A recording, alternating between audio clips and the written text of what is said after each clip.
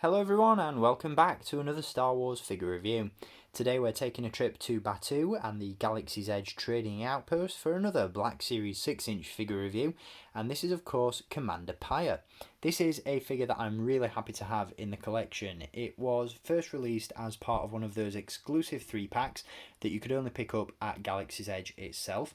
This particular figure was released alongside Kylo Ren, the First Order Mountain Trooper and a mouse droid.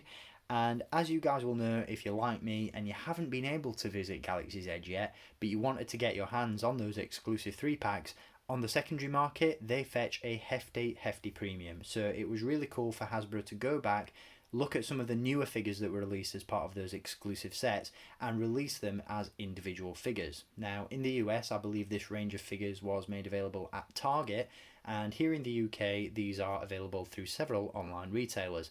Now, as always, I picked this one up at staractionfigures.co.uk, and you can do the same if you check out the link in the video description. That will take you to the website where, at the time of filming this review, he is in stock now and available to buy.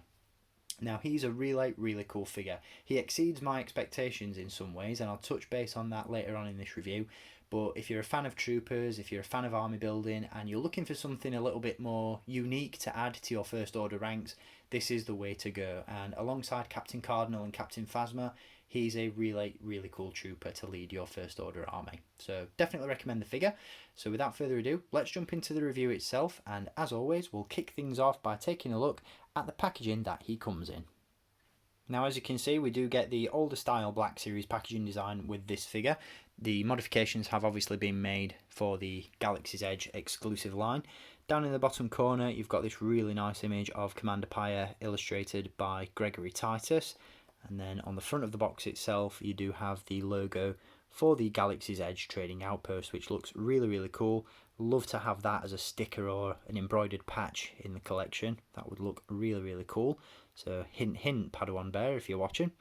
Down the side of the box you'll notice there is no number in the series, as once again this is an exclusive figure, but you do have those Galaxy's Edge graphics once again, and down in the bottom you do have the First Order logo as well. And then on the back of the box we have an image of Commander Pyre once again, accompanied by a brief description of the character. Now, my only exposure to Commander Pyre is via the Star Wars Resistance animated TV series, and in that sense I'm not entirely sure on the role Commander Pyre plays within Galaxy's Edge, whether or not he's a character that appears in costume at the park, or whether he's just appeared in the comics or graphic novels or other media that accompany Galaxy's Edge. I'm not sure, but what I do know is that this is a great figure. So with packaging aside, let's jump into the review and let's take a look at the figure itself.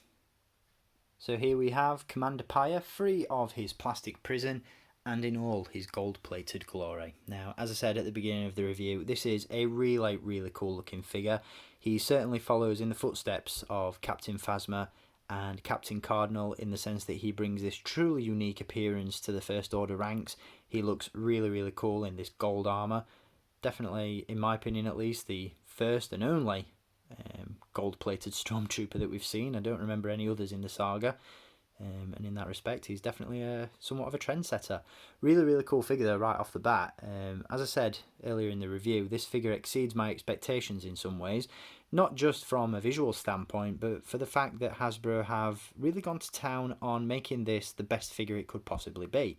Now, if you've been collecting the Black Series since The Force Awakens was released, you'll know that the original First Order Stormtrooper that was released within that line was problematic in terms of articulation. Now, what I mean by that is the fact that the elbows on the original Stormtrooper figure were not posable enough. The elbow joints weren't quite deep enough for the figure to bend the elbows and hold the weapon with two hands in a natural pose. Now, since figures have been released from The Last Jedi and The Rise of Skywalker, that articulation has been modified, and the same can be said for this figure as well, which is a really good thing. Honestly, when I first saw pictures of this figure and I saw that he came with that original Force Awakens style Stormtrooper helmet, I thought this is just going to be a straight up repaint of that original figure. Hasbro going to neglect to modify the articulation on this one and it's just going to suck.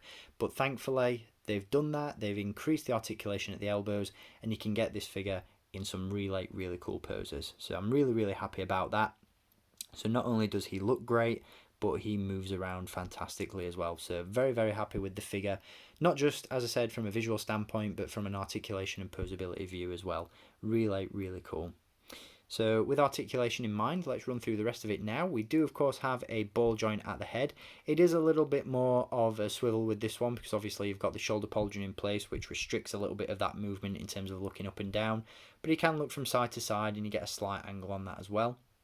He does feature hinges at the shoulders and at the elbows, wrists as well, a nice fluid ball joint at the torso. We have hinges at the hips and swivel cuts at the upper thigh. We have double joints in the knees and a hinge and a rocker at the ankle. So great articulation, again, pretty much what we've come to expect from the Black Series line. And again, he just looks really, really cool. I love the colour scheme on this guy. He looks fantastic. Now, as I said, in addition to his unique armour, he does feature a shoulder pauldron as well, which obviously indicates his rank as a commander within the First Order. And in terms of other accessories, he comes with his sidearm, which can be plugged into the makeshift holster on his leg. And he also comes with a gold-plated FD11 First Order Stormtrooper rifle, which has some really nice, crisp paint applications to it. That looks really, really cool. And as I mentioned, he can hold that blaster with two hands and looks nice and natural doing so. Now, one other area that the original First Order Stormtrooper figure was problematic was the paint applications. They were a little bit sloppy on that very first figure, but with Commander Pyre we've got really nice crisp paint applications, especially around the helmet. And again, the rest of the figure looks really, really cool. You've got the black jumpsuit underneath, you've got these grey highlights on the armour as well. Even though he's only a three-tone figure, he's very, very colourful. And again, I just love the look of this guy. As I said, alongside Captain Cardinal and Captain Phasma, really, really does look the part leading the troops.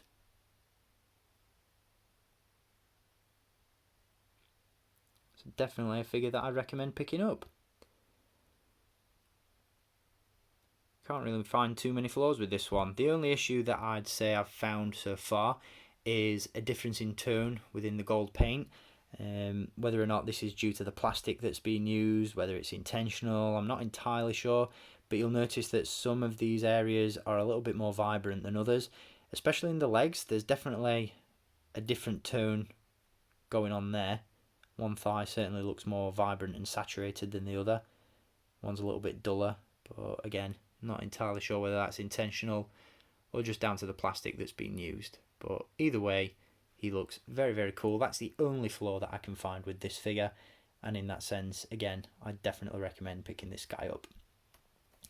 Now, we are going to wrap up my reviews on the Galaxy's Edge exclusive figures in my next video by taking a look at R5P8. So make sure you stay tuned for that one. But in the meantime, I hope you've enjoyed this review, and I'll be back with more very soon. So until then, as always, thank you for watching, keep collecting, and may the Force be with you.